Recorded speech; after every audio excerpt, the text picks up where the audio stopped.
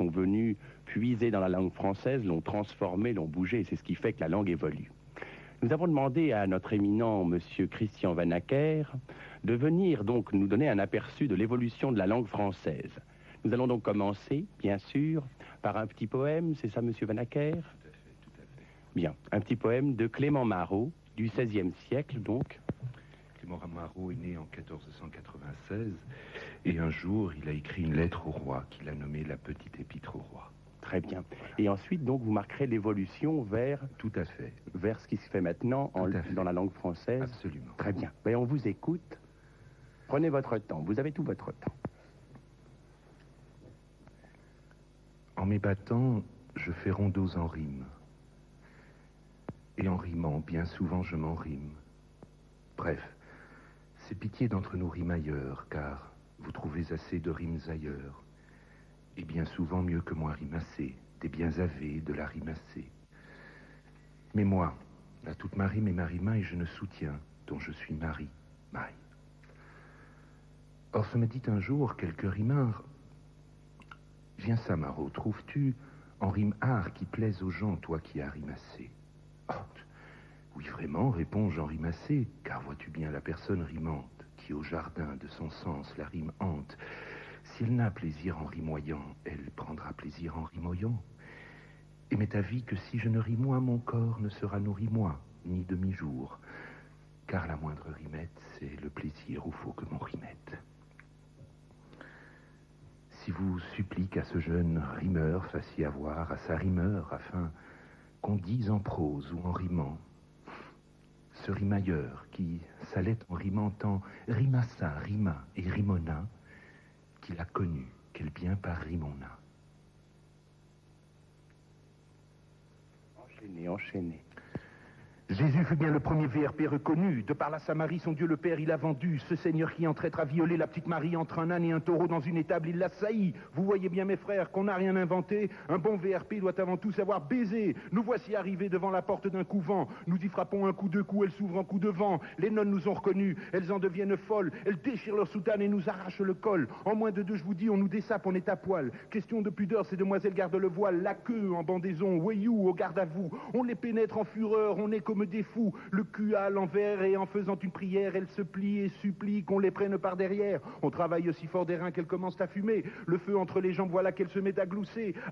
Ada, voit-il et voilà pas, qu'en chevauchant notre queue, elles hurlent Vochtila et tous les noms des papes, de Clément à Benoît, elles explosent un orgasme au rythme de leur foi, vidées, épuisées, comblées, haletantes. C'est le moment pour nous de remplir le bon de commande, de vibro, ma soeur pour entonner la chandeleur, et des godes michés pour monter le Seigneur, du sperme surgelé, des capotes extra fines, et pour les colmater un paquet de rustines. Yo! Une fois que ces demoiselles ont terminé de commander, faut pas croire que pour nous c'est le moment de débander, car pour une signature ces demoiselles sont exigeantes, on en a pour 3 heures encore avant qu'elles soient contentes. Nous sommes toujours heureux de faire honneur à notre métier, c'est la queue en fusion que l'on s'attaque à leurs fessiers, et nous limons si fort que leur vagin fait de la mousse. Esclaves de notre queue comme des chattes, elles se trémoussent, car notre technique est tellement unique qu'elle est au Parlement une question d'ordre public. Sommes-nous fiction ou sommes-nous un mythe? En tout cas, nous sommes partout nommés les rois de la bite, et si sur toutes vos femmes nous exerçons une attraction, c'est que notre queue en feu leur donne toujours satisfaction. Ne parlez pas de miracle, arrêtez l'hystérie, mais en matière de baise, on a de nombreux scénarios. À une religieuse habillée qui lui suçait la pine, Stéphane demande son nom, elle s'appelle Justine, il l'emmène à l'hôtel et tout allait impec,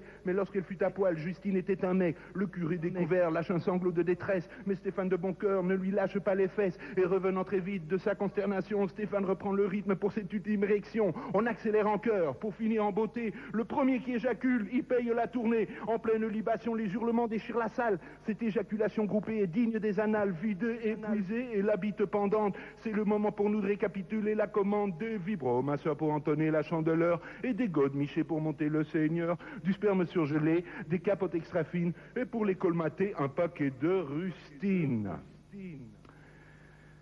The shit you're listening to was sponsored by MAD, the Motherfuckers Against Drunk Driving. Maintenant, dans une de vos œuvres, l'amour.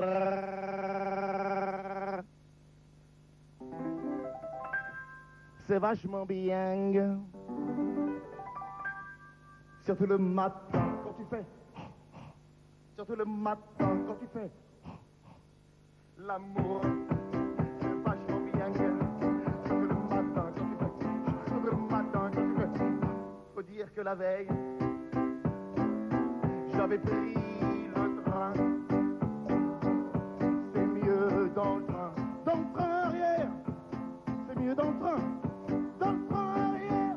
Et pour ce faire, il faut lécher le derrière. Et ça sent pas les moules marinières, mais plutôt l'amour. C'est vachement bien. Quand le matin, quand il fait quand le matin, quand il fait l'amour, c'est vachement bien. Quand le matin, quand il fait quand le matin, quand il fait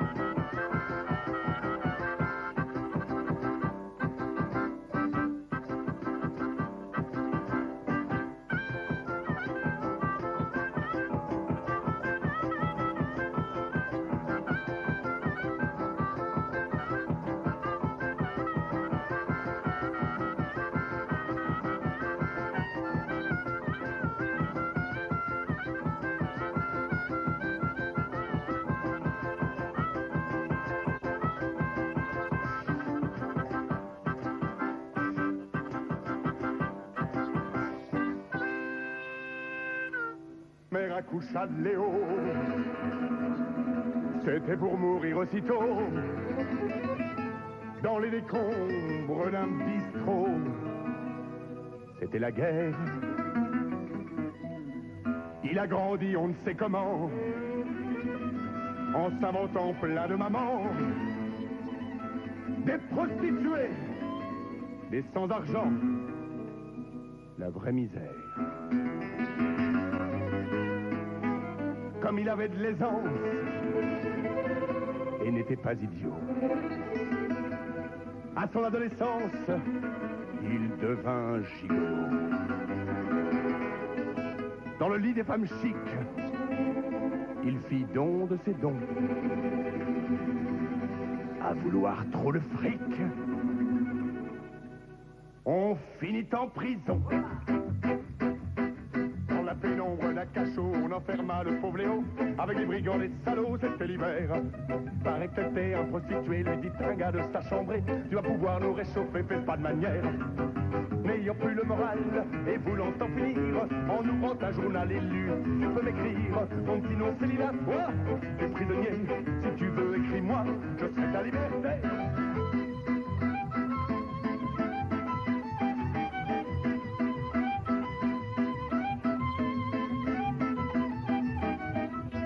Il a fallu bien des années avant que Léo soit relâché, mais un beau jour c'est terminé, on le libère. Il va pouvoir la rencontrer, celle qu'il appelle ma dulcinée. Il va la couvrir de baisers, il fait le fier. Il croise sur le trottoir un cercueil de bois noir, salue les hommes en pleurs et dérobe une fleur. Il arrive excité et frappe tout essoufflé, mais celle qu'il a aimée, il vient de la croiser.